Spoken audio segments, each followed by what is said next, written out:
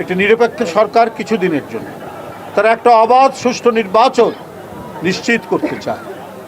কোনো রাজনৈতিক দল এটাকে আরও জটিল করে দিলেন, পিআর পদ্ধতি, তারপরে গণভোট আগে পরে। এখন নির্বাচন বিশেষজ্ঞরা বলছেন যে গণভোটের কোনো আইনি ভিত্তি নেই। যাই হোক, তারপরেও সব রাজনৈতিক দল প্রত্যেকের যাতে ইনক্লুসিভ সবাই একত্রিতভাবে নির্বাচনে অংশগ্রহণ করে, সব রাজনৈতিক দল মিলে ঠিক আছে গণভোট চাচ্ছেন, তো সেটা গণভোট হোক, ভোটের দিন একসাথে ভোট হবে। কিন্তু এটাও তো মানুষের কাছে প্রশ্ন থেকে যাবে যে গণভোটের মাধ্যমে মানে আইনি একটা স্যাংশন ছাড়া আপনি যখন কোনো একটা মানে আইনি কোনো কাজ করতে যাবেন, সেইটার যদি আবার আইনি ভিত্তি না থাকে তাহলে তো এটা মানে ভবিষ্যতের জন্য সংকট তৈরি করে। এটা আমরা যদি মানে এখন থেকে যদি সতর্ক না হয়, শুধু নিজের মানে ইচ্ছা, নিজের আকাঙ্ক্ষা এবং নিজের মানে অহমিকাকে প্রতিষ্ঠিত করার জন্য কিছু কিছু রাজনৈতিক দল যে আমার এটা মানতেই হবে। আরে ভাই, ঠিক আছে সবাই মিলে কথাবার্তা বলে করলেন, ঠিকই আছে, কিন্তু এটার আইনি ভিত্তি কতটুকু আছে সেটা তো আপনার জানতে হবে। আপনারা কতজন এক্সপার্টের সাথে আপনারা কথা বলেছেন? আপনারা জানেন বিদ্যুতের জন্য যে চুক্তি করেছিল শেখ হাসিনা ভারতের একটি প্রাইভেট কোম্পানি আদানির সাথে, সেটা শেখ হাসিনা দেশের স্বার্থে করেনি, সেইটা শেখ হাসিনা জনগণের স্বার্থে করেনি, সেইটা করেছে ওই বিদ্যুৎ কোম্পানির স্বার্থে। কারণ ভারতের একটি কোম্পানিকে যদি তিনি দেশের স্বার্থ নষ্ট করে চুক্তি করেন, তাহলে ভারত শেখ হাসিনাকে টিকিয়ে রাখবে। এই ধরনের আরও অনেক কিছু করেছে, আরও অনেক চুক্তি করেছেন অন্যান্য বিষয়ে। আমি শুধু একটা কথাই বললাম, যত চুক্তি হয় অন্য দেশের সাথে, সেই চুক্তির একটা নির্দিষ্ট মাত্রা থাকে। এখানে বিবেচনা করা হয় দেশের স্বাধীনতা, সার্বভৌমত্ব, সবগুলো বিবেচনা নিয়েই চুক্তি করতে হয়।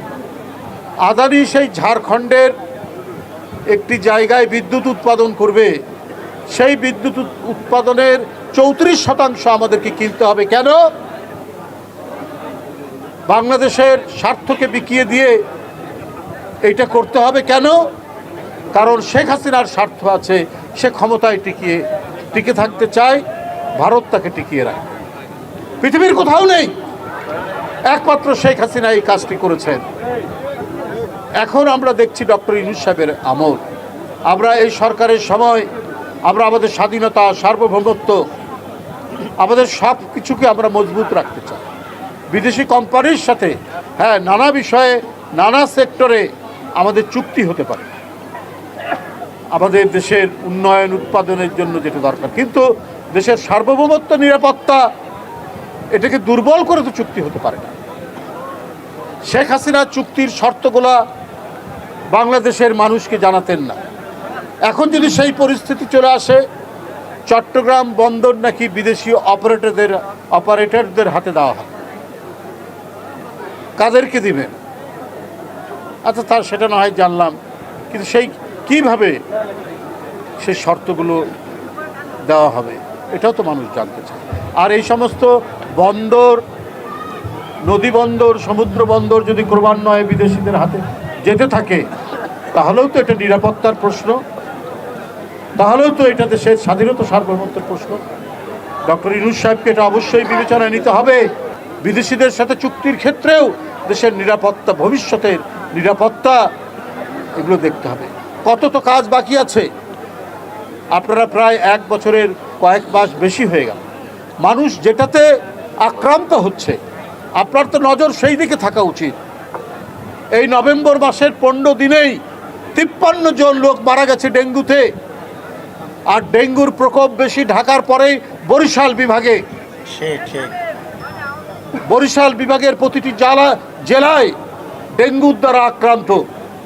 আপনি এই ব্যাপারে কি দ্রুত পদক্ষেপ নিয়েছেন? ডেঙ্গু মোকাবেলার জন্য কত কিটস, কত ওষুধ, এবং কি ধরনের চিকিৎসা ব্যবস্থা আপনি উন্নত করেছেন, এইটা মানুষ জানতে চায়। হাসিনার মতো কোনো চুক্তি করার জন্য তো মানুষ এখানে আপনাকে বসায়।